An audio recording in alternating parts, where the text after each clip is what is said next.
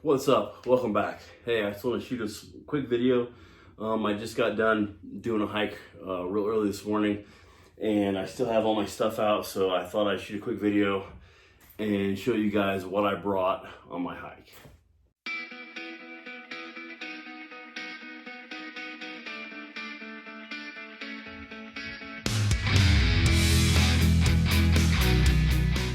Okay, so this morning my wife and I woke up at 1:30 in the morning.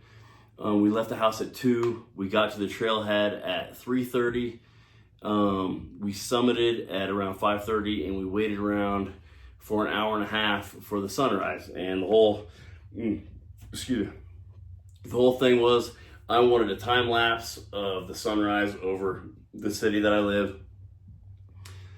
So that's what we had to do. So we did it. I want to go over some of the things that we had.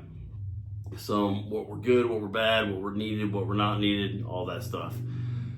Because I am of the mindset of, if I am going to tell you to do something, I myself should also do it, right? Lead from the front, all that shit you learn when you're a kid. Because there's some survival channels out there that don't even teach survival at all. So, I'm the guy that says, hey, if you look at some of my early videos, hey, you should carry this, you should do this, blah, blah, blah. I'm a firm believer in that, and this is what I carried. Okay, so starting off, like I said, we got up there at 3:30 in the morning. It was pretty chilly. So I was wearing some Solomon boots. Obviously, they're awesome. Some REI stretch pants, an REI button up, real light, fishing type shirt thing, and a beanie. Book. Okay. At first I had on this Patagonia jacket, one of the waffle jackets, and some gloves. Very shortly after starting the hike is, you ascend, what is it, a little over, right around 2,000 feet, I want to say, something like that. So very shortly after we started the hike, I ditched the jacket and I threw it on my backpack, right? This stuff was in my backpack. So wearing that, I had the long sleeve shirt, the real thin one. I had my Apple Watch Ultra, and I had my Sunto, I think this is a Core, I want to say, with a little button compass on it. Now, the reason why I had 2 watches, because previously, my other Apple Watch, it would die super quick into a hike. I didn't know how the Ultra would do, so I brought a backup. I obviously had my phone that I'm recording on. It was 3:30 in the morning, so we had headlamps, and we used headlamps all the way to the summit. I didn't get lost, thank God, but we could have got lost pretty easily because the trail wasn't marked all that well. We're out in the middle of the mountains, so. But we did not, thank God. I had my Petzl Era 1, and my wife had a Petzl as well. They worked great. I have 3 brightness settings. I set it on brightness 2. It was perfect the entire time. She has an older Petzl that worked great as well. I've had Petzls my entire military career, contracting career, and out in the mountains all the time. I love Petzls. There are probably other ones out there that are just as good, but tried and true, right? Obviously my car keys, wallet, had a knife on me. Somebody in one of my videos said, why do you call it a knife? It's just a joke because it's spelled fucking stupid, so it's a K knife, so it's a knife. Left sunglasses in the car because it was dark. Another thing I had on my person was this fanny pack. So it's just an Osprey fanny pack, nothing special. But inside, okay, I was carrying a shield. The only reason I carry this because it's super, super thin, so easy to carry. That's just a little 9mm. Did it for a few reasons. One, we're in the dark. My dog was with me. Little trick for your dogs, if you do take them on hikes at night, I take the chem light to her vest so I can see her running around. Just a little tidbit there. So, you know, here in Colorado we have, you know, bear, mountain lion, all that jazz. So, better safe than sorry. Plus, there's always those meth head tweakers out in the middle of the woods. So, yeah. I had some 550 cord. So I had some spare batteries for the headlamps. And that was it in the main compartment. Didn't want to put too much stuff in there. These two were in a separate pouch than this. And obviously this was, you know, in a case, right? And this pouch only has 2 pouches. Well, 3, I guess if you count the inside. So here I had a spare.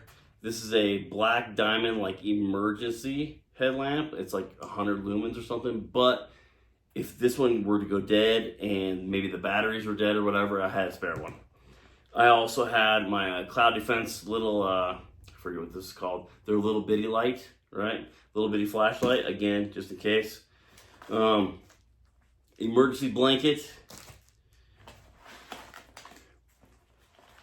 I don't know why I carried this lens, one of those lenses for starting fires. What the hell are they called? Starts with an F, or maybe it's a PH. I don't know. Totally forgot the name of it, but you know what I'm talking about. A chem light, a lighter, a mini Gerber dime, little leather tool, a mini little kit here. It's got an extra button compass, a whistle, and some fire starting stuff, just in case. And then I carried the Northwest Resi compressed gauze. 2 reasons. One, I was thinking maybe if something tragic happened, my backpack fucking fell off the mountain or something or whatever, I got attacked by a mountain lion, I ripped it off, and we had to run to safety. I don't know, whatever. If this was the only thing I had on me, I would be able to make a fire, because this is not only, you know, for wound packing, but it's dry, really dry gauze, and I have a lighter so it can make a fire, right? And plus I have some little fire making stuff. You know, I can see at night with all the extra stuff like this. With this and this, I can make a little shelter if need be. You know, with this, buzzsaw, you know, signal for rescue, whatever, right? With this, apparently I was going to make a fire in the middle of the fucking night. I don't know. That was stupid. But anyway, it was in there. And again, a little button compass and a whistle just for self-rescue or to signal for rescue. All right.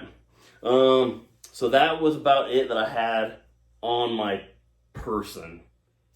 Yeah, so let's cut from here. Let's go to the backpack. Okay, so I had me a Mystery Ranch, their 3-day assault pack. Nothing super special, pretty pricey, but I love this bag. It's super comfy. I really, really enjoy it. Even, I should weigh this, but I don't know how much it weighed. Probably 20 pounds, 25 pounds, and it was awesome. So let's see, on the outside I had some bear spray for bear. I had my dog's little water dish. I threw it in the truck, but that. On the outside, I took a lesson I learned in the military. When you're doing road marches or hikes up mountains in the early morning and it's really cold, have you a thermos of hot chocolate.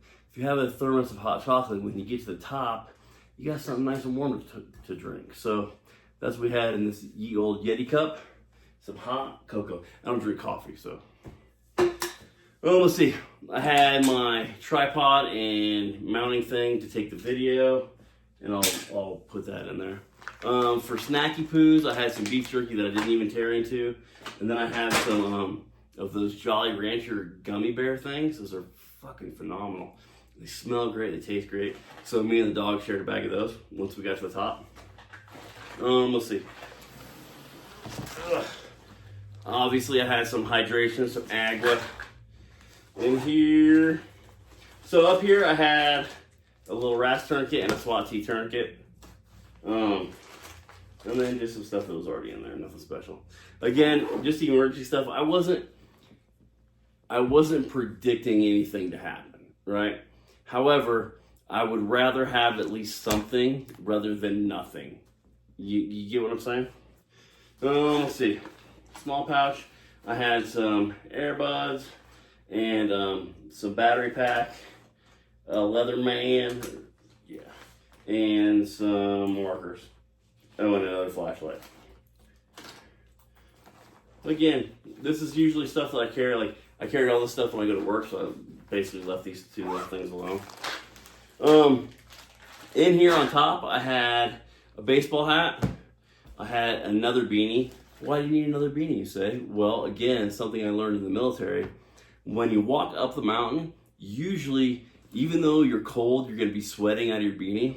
So you take that nappy ass fucking gross beanie off, right? You throw it at the bottom of your bag. You take your nice dry warm beanie, you throw that on your head. Now you have a nice dry warm beanie to wear on the descent. Boom. Let's see, I had my Patagonia, my black jacket. Then I had this, I think this is what is this? This is an official Whoopee jacket. Yeah, Whoopee official. So I had me a Whoopee jacket, obviously, like the most comfortable thing in the world. I had the old baby wipes. Why? Because I like a clean booty, and it never fails. As soon as you stop your vehicle to like get out and get ready to go, you gotta take a deuce. So we got the old baby wipes. Let's see. I had one of those emergency radios, again, because you just never know, right? Here's my nasty ass beanie that I wore up. It's still gross. It's still wet, like I dried it out. Like I said, I haven't unpacked, I haven't done nothing, right? This is my everyday bag too, like I take to work. So all this stuff has to come out anyway. Okay, so again, AM, FM, SOS signal, and flashlight. And just one of those twist ones. Again, just in case, right?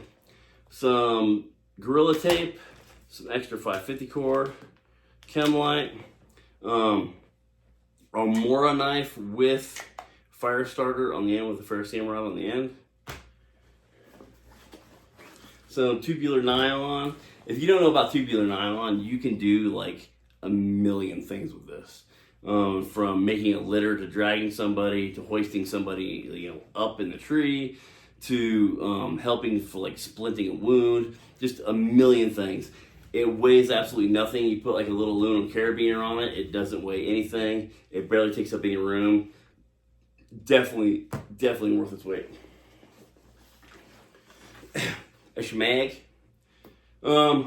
Medical stuff. I actually use this as like a little butt pad when we got to the top and sat there. We sat there for an hour and a half. We got really chilly. It was like 28 degrees, so it was kind of cold. I brought a GPS. I didn't even turn it on. I put brand new batteries in this last night. Didn't even need it or turn it on.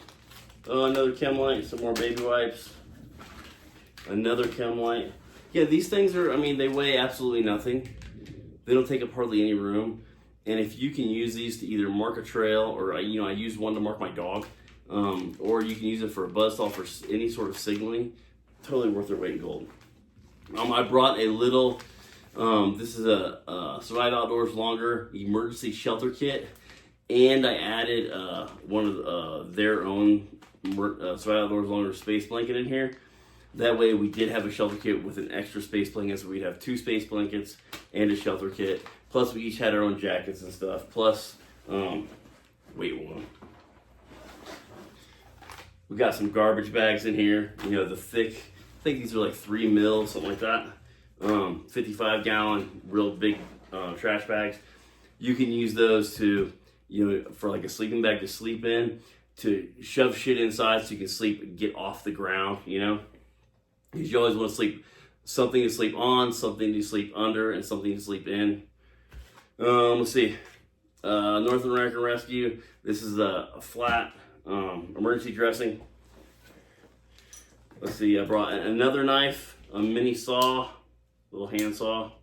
And again, so I'm thinking in terms of twos, right? So I got me and my wife and my dog. So I'm thinking in terms of that when I pack all this stuff. I'm not just thinking of me, right? If it was just me, I might pack a little bit lighter. Ferrocerium rod, and that's it. That's all she wrote. Yep, that's all she wrote. Okay.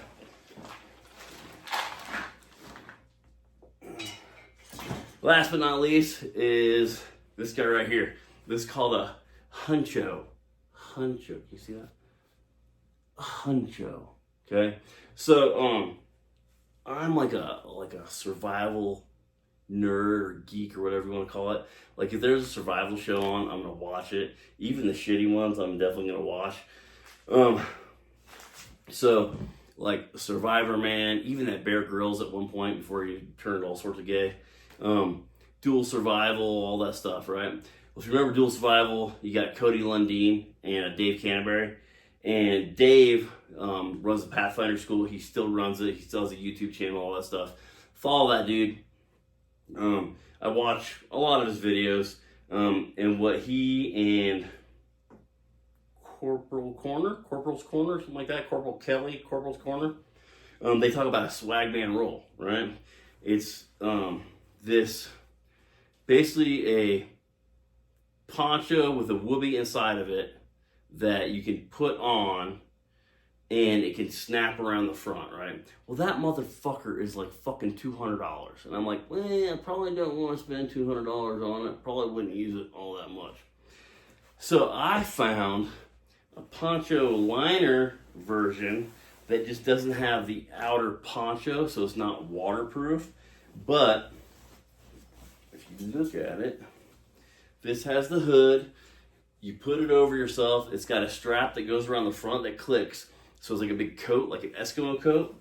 Plus, it's got a zipper on it, so you can make yourself a little Ranger burrito and slide up in that bitch. And again, it's a blanket, right?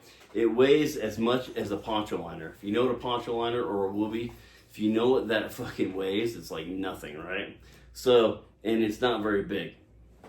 Okay, so we get to the top of the summit. I set up the camera. We have to wait there for an hour and a half from when you can barely see the sun, like the light crack of the horizon, to where the sun's fully up. Took an hour and a half, right? It got super cold. We were just over, or I think 11.5. I think we were at 11.5. And it was freezing. Had a little breeze going on, and I was freezing my ass off. So I was sitting on this bad boy, had my whoopee coat on. I was saving my black coat for when we went down. Wife was sitting beside me. She brought like a giant parka and shit, so she was decently good. But I put this on us as a blanket at first, and this was great. Like, it was awesome. We curled up next to each other, and we were just sitting there until our butts got numb and our feet went to sleep. So then we had to stand up. So then I stood up, and I'll throw some pictures in here. But I just put this thing on and clipped it around front. Dude, this thing is warm as fuck. I got it on Amazon. I cannot remember how much it is, but again, it's called a honcho or a huncho. Is that right? Where did the damn thing go? Oh, there it is. Huncho, huncho whoopee. It says it's a poncho liner, shelter, blanket, garment, sleeping bag, pillow. Dude, pretty baller. Can't remember how much it was. It was definitely not $200. Super awesome. If you put this on and put a poncho on top of you, like a military poncho, and you had like a little, a way to keep the wind from going through as well. Oh man, you've been set up. I mean, that'd have been the shit right there. So anyways, that's everything I took. Like I said, I don't know how much it weighs. It probably weighs too much for, whatever the specialists out there to say this, that, and the other. We weren't trying to set any land speed records. We weren't trying to do anything. We were trying to get up there before the crack of dawn, which we did. We summited in just under 2 hours. It's like 3.5 miles with 2,000 feet of elevation gain. Just under 2,000 feet of elevation gain and 3.5 miles up. And we did it just under 2 hours. We were not trying to set any land speed records. We were not trying to go super fast. We were bullshitting all the way up. We were, took some drinks, took some snacks, whatever, right? The dog probably covered 700 miles because she was fucking going everywhere. But this is what I carried. And like I say, if you look into the research of survival and stuff like that, you will see that the people that get lost, the people that always need to be rescued, the people that are sometimes never found or are found, 3 weeks later and they're fucking dead, they're always the ones that went on a day hike that took fucking nothing. Okay? So, I would rather be a little bit over-prepared, carry a little bit more weight because I know I can do it, right? My wife was not carrying as much weight. She was carrying her coats and stuff like that, and then she had a couple snacks in her bag as well. She wasn't carrying the amount of weight that I was, and I'm totally fine with that. I'm the dude. I'm much bigger and stronger than she is. I should be the one carrying the majority of the weight. So I'm okay with that. Now, if something were to happen, right, we could have I have a bunch of technology here. I knew we weren't going to get lost. I've summited that mountain probably, I don't know, a dozen times maybe over, the last 20 some years. So I knew it decently well. I knew we probably were not going to get lost. However, it was pitch black dark. All we had was our headlamps, and a lot of these trails are not well marked. We probably stopped probably half a dozen times and looked around like this. And we're like, okay, hold on. It looks like a trail's here. It looks like a trail's here. It looks like a trail's here. Where are we going? And then we'd walk 2 or 3 feet up the trail and go, oh, nope, this is it. Sure as shit, the dog always found it first, but whatever. But we could have easily taken it right and we should have went straight or whatever and gotten lost and all of a sudden said, fuck, where are we at, right? Obviously, there's absolutely no signal for your phones or anything like that. Google Maps sort of worked a little bit to, a little blue dot shows where we were at, but you can't zoom in good enough for the actual trail. But if something were to go bad, right, just if it were, okay, I had enough stuff for us to stay overnight over 2 nights, okay? I had enough fire starting stuff. I had enough shelter stuff. I'm smart enough to know how to use this stuff. I'm also smart enough to know how to set up signal and again, another big thing which I didn't cover.